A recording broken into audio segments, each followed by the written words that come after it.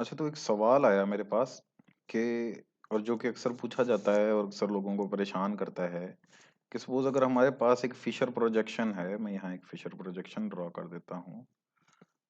Where are the conformers? ये हैं conformers, और यहाँ पर मैं एक टेट्रोज की फिशर प्रोजेक्शन ड्रॉ करता हूँ कि अगर हमारे पास एक फिशर प्रोजेक्शन है और ये जो सिंगल बॉन्ड है यहाँ पर रोटेशन पॉसिबल है। अब अगर इस सिंगल बॉन्ड के क्रॉस रोटेशन पॉसिबल है तो मैं ओ एच इधर लिखूं या इधर लिखूं, क्या फर्क पड़ता है? मैं देखता हूँ कि दोनों ओ एच जो है ना मैंने यहाँ पर लिख दिए, और उसके अलावा यहाँ पर जो है मैंने अपना वो जो ऑल्डो ग्रुप यूजुअली यहाँ पर होता है वो रख दिया। और उसके बाद जो है मैं दूसरी साइड पर यहाँ हाइड्रोजन होते हैं हमारे, तो हाइड्रोजन यहाँ पर डाल देता हूँ। और यहाँ पर होता है एक CH2OH ग्रुप। ठीक है, तो यहाँ तक तो बात ठीक है। वो ये कहते हैं कि अगर हम सपोज इस चीज को, इस बॉन्ड को रोटेट करते हैं तो ये OH इधर चला जाएगा और ये हाइड्रोजन जो है इधर आ जाएगा, और इस तरह सिर्फ इसकी एक कंफर्मेशन चेंज होगी। तो मैं आपको एक बात बता दूं कि कंफर्मेशन जब चेंज होगी तो फिशर प्रोजेक्शन फिर ऐसी नहीं दिखेगी। जब फिशर प्रोजेक्शन में चेंजेस की जाती है तो फिर ये CH2OH जो है इस OH की जगह पर आएगा, ये OH इस हाइड्रोजन की जगह पर आएगा, और ये हाइड्रोजन जो है इस CH2OH की जगह पर आ जाएगा। ठीक है, तो मतलब अब तो एक मैंने फिशर प्रोजेक्शन इस तरह की बनाई है। दूसरी अगर मैं, अब मैं इसको भी नाम दे देता हूँ, Ctrl+C करता हूँ, कॉपी करता हूँ इसको यहाँ से, और ये देखें इसको मैंने किया पेस्ट, और इसको मैं नेम देता हूँ। ठीक है, अब देखें ये 2R और 3R है। ठीक है, 2R और 3R पोजीशन पर है।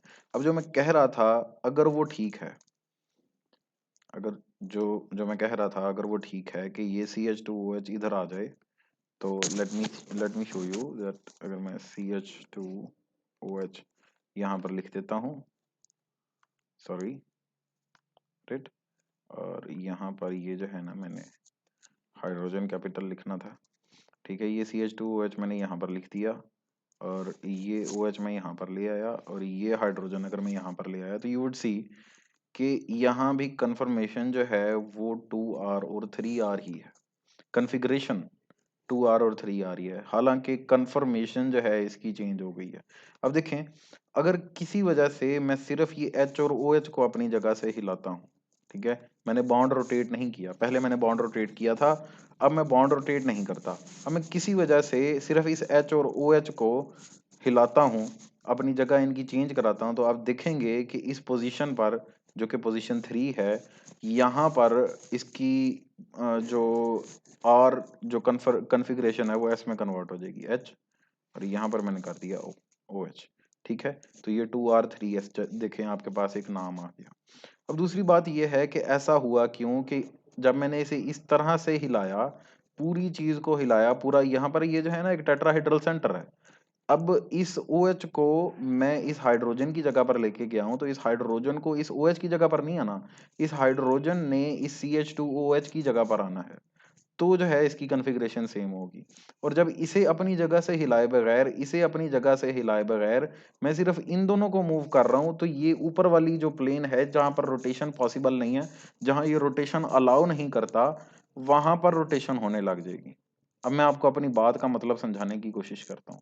वापस आ जाएं, ये हम अब देखें, ये हमारे पास जो है ना कॉन्फ़िगरेशन है, और हम इसके साथ जो भी करें, इसे रोटेट जिस भी डायरेक्शन में करें, इसके बॉन्ड्स को जो है रोटेट जिस भी डायरेक्शन में करें, whatever we do with this molecule, until and unless हम ये OH और H की रिलेटिव पोजीशन को चेंज नहीं करते, इसकी कन्फिग्रेशन में कोई चेंज नहीं आने वाली। अब देखें, अब इसका मतलब क्या है कि ये देखें यहाँ पर इसका मतलब ये था कि अगर मैंने जो है अपने सारे ये देखें, अगर मैंने इसकी फिशर प्रोजेक्शन दिखानी थी, और फिशर प्रोजेक्शन मैंने इस तरह से दिखानी होती है कि सबसे ज्यादा ऑक्सीडाइज्ड ग्रुप ऊपर की तरफ आता है, जो कि यहाँ अल्डो ग्रुप है।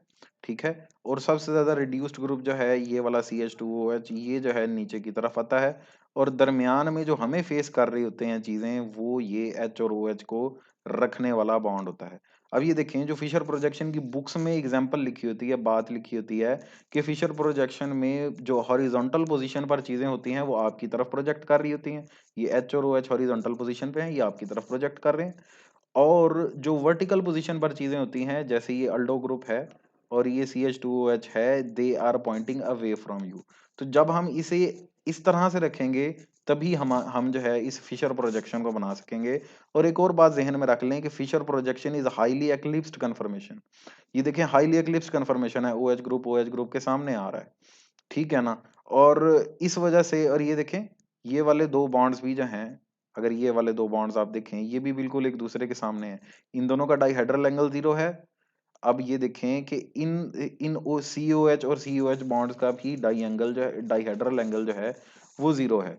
तब जाके अगर हम इन OH और H बॉन्ड्स को अपनी तरफ प्रोजेक्ट करें और उस अल्डो ग्रुप को और ये CH2OH ग्रुप को दूसरी साइड पर अवे फ्रॉम अस प्रोजेक्ट करें, तब हमारे पास क्या चीज बनती है, तब हमारे पास बनती है फिशर प्रोजेक्शन। अब आ जाते हैं आपके सवाल की तरफ कि अगर तो मैं इस बॉन्ड को कर देता हूं रोटेट तो क्या होगा। अब ये देखें इस बॉन्ड को रोटेट करने के लिए, सपोज इस चीज को यहां लाने के लिए मुझे क्या करना होगा, मुझे इस CH2OH ग्रुप को इस OH की जगह पर लाना पड़ेगा, इस OH को इस हाइड्रोजन की जगह पर लाना पड़ेगा और इस हाइड्रोजन को इस CH2OH की जगह पर लाना पड़ेगा। अच्छा, फॉर्चुनेटली यहाँ पर जो है ना इस सॉफ्टवेयर में इसके लिए हमारे पास एक टूल है कि मैं आपको ये 3D में होता हुआ दिखा सकूं। तो ये मैंने इस बॉन्ड को सिलेक्ट कर लिया और यहाँ से मैं कैलकुलेशन में आ गया और मैंने जो है सिंगल एंगल प्लॉट जो है ना वो कर दिया और यहाँ पे मैंने डाइहेड्रल कैलकुलेशंस जो है ना वो कर दी हैं। अब आप ये पिंक चीजों से ना परेशान ना हो, ये देखें LP लिखा हुआ है ना, LP का मतलब है लोन पेयर। तो ये लोन पेयर्स हैं सिंपली। तो हर हाइड्रोजन पर सॉरी हर आपका जो है ऑक्सीजन उस पर 2 लोन पेयर ऑफ इलेक्ट्रॉन्स होने थे। ये देखें ये 2 लोन पेयर ऑफ इलेक्ट्रॉन्स आ गए। You don't have to worry about them. अच्छा, तो ये बस लोन पेयर ऑफ इलेक्ट्रॉन्स जो है ना इसने शो करना शुरू किए हैं और ये अभी भी उसी कंफर्मेशन में है। ये देखें ये OH है, बाकी ये 2 लोन पेयर ऑफ इलेक्ट्रॉन्स हैं पिंक, जस्ट इग्नोर देम। और ये OH है, ये हाइड्रोजन है, ये CH2OH है। अब देखिए मैं इसे जब रोटेट कराऊंगा ना तो ये देखें ये जो HOH है ना, अब ये देखें ये CH2OH और ये अगर मैंने H और OH की जगह बदली है तो सपोज ये हाइड्रोजन और OH की जगह मैंने अगर बदली है तो ये देखें ये अब सामने की तरफ आ जाता है। तो अब जो है ये it is not a Fischer projection anymore. अब ये फिशर प्रोजेक्शन रही ही नहीं है, ठीक है ना। अब ये फिशर प्रोजेक्शन क्यों नहीं है और इसे हम उसकी तरह दिखा क्यों नहीं सकते। अब ये है यहाँ पर मसला ये हो गया है कि यहाँ पर ये वाला जो CH2OH है it is pointing towards us, CH2OH is pointing towards us. हालांकि फिशर प्रोजेक्शन की क्या बात थी कि फिशर प्रोजेक्शन में it should point away from us, ठीक है। तो अब इसकी फिशर प्रोजेक्शन इस फॉर्म में दिखाना मुश्किल है। और अगर मैं आपको दिखाऊं कि यहाँ पर आप देखें ये H और OH जो हैं दोनों अपोजिट साइड पर हो गए हैं, तो अब इसकी ये जो कॉन्फ़िगरेशन है आपको क्या लगता है कि ये चेंज हो गई है। अब ये देखें ये भी शो कर रहा है कि OH जो है ये वाला it is away from us और इन ये जो नीचे वाला OH है ये हमारी तरफ पॉइंट कर रहा है। तो क्या इसकी कॉन्फ़िगरेशन चेंज हो गई है इस वजह से। लेट्स सी, इसे मैंने कॉपी किया यहाँ से और मैं इसे कैमड्रॉ में ले जाता हूँ और ये फिशर प्रोजेक्शन नहीं है। नोट दैट कि ये जो चीज मैं यहाँ पर पेस्ट कर रहा हूँ ये फिशर प्रोजेक्शन नहीं है और ये एक कंफर्मेशन है इन दोनों फिशर प्रोजेक्शंस की, ठीक है, जिसमें OH ग्रुप दोनों राइट साइड पर थे, ठीक है। और बेसिकली फिशर प्रोजेक्शन की बेस्ट रिप्रेजेंटेशन यही है। फिशर प्रोजेक्शन की ये रिप्रेजेंटेशन बेस्ट नहीं है क्योंकि ये वाला CH2OH वाला जो पार्ट है ये यहाँ पर होना चाहिए था। फिशर प्रोजेक्शन का ये एक रूल है। अब ये देखें यहाँ पर इसकी मैं अगर RS नॉमेनक्लेचर चेक करता हूँ, वैसे ना अगर मैं हाथ से करने बैठता तो उसमें टाइम लग जाना था। I am just calculating it. तो उसमें ये देखें ये 2R और 3R है। ये देखें 2R और 3R।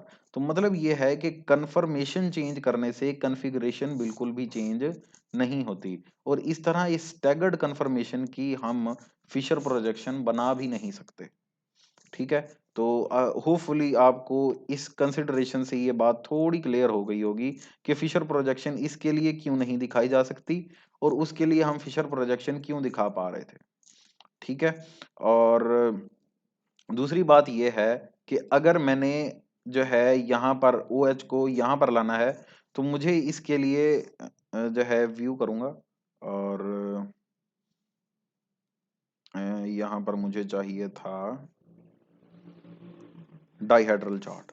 तो ये डाइहेड्रल चार्ट मेरे पास आ गया है। इस डाइहेड्रल चार्ट को मैं रोटेट करके आपको दिखा सकता हूँ कि वो जो दूसरी कंफर्मेशन जो मैंने बना के दिखाई थी आपको, उसमें हो क्या रहा था, उसमें जो है H और OH अपनी जगह से चेंज हुए थे और CH2OH ने बेसिकली ये जो है H है ये यहाँ पर आ गया था और CH2OH जो है उसकी जगह पर चला गया। अब ये देखें, अगर मैं यहाँ पर ये करता हूँ तो वो जो है H हमारा जो है वो पीछे की तरफ चला गया और ये जो है now they are pointing towards us. ये CH2OH हमारी तरफ है, ये राइट साइड पर, और ये वाला जो है ये लेफ्ट साइड पर हमारा OH है। Exactly the confirmation which was shown here.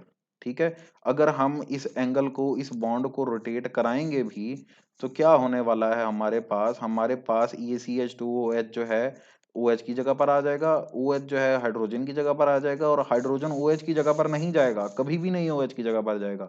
Hydrogen इस रोटेशन के बदले में CH2OH की जगह पर आएगा। ठीक है, और इस केस में हमारी फिशर प्रोजेक्शन जो है वो डिस्टर्ब हो जाएगी इस रोटेशन के केस में।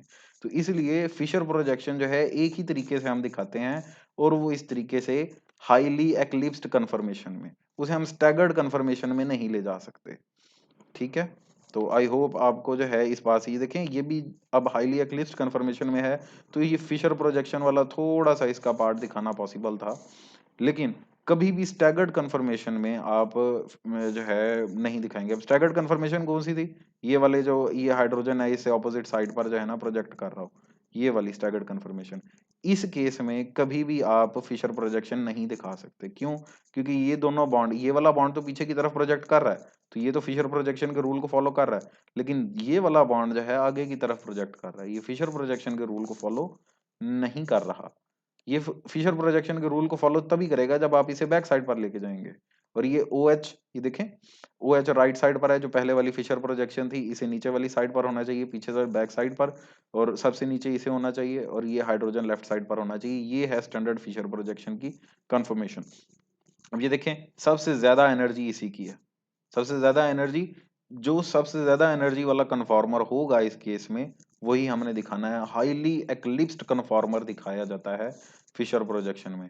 And if we rotate it, तो ये देखें ये हाइड्रोजन जो है बेसिकली किसकी जगह ले रहा है, हाइड्रोजन जो है वो इस CH2OH की जगह ले रहा है। इसे इस तरह रोटेट करना है कि हाइड्रोजन जो है CH2OH की जगह ले ले, और ये देखें जब हाइड्रोजन CH2OH की जगह ले लेगा तो ये CH2OH कहाँ पर आ जाएगा, OH की जगह पर आ जाएगा, और ये जो हाइड्रोजन है इसकी जगह पर OH ग्रुप ने आ जाना था। तो इस तरह हम इसकी रोटेशन करते हैं, उस तरह इसे CH2OH को अपनी जगह पर रख के। अब ये देखें मैं आपको दोबारा एक चीज दिखा देता हूं, अगर हमने CH2OH को अपनी जगह पर रख के इस H और OH की पोजीशन चेंज करनी है तो हमें रोटेशन इस तरह करनी पड़ेगी, इस एक्सिस पे ये वाला बॉन्ड तोड़ के इसे इस साइड पे लाना पड़ेगा, ये वाला बॉन्ड तोड़ के इसे इस साइड पर लाना पड़ेगा।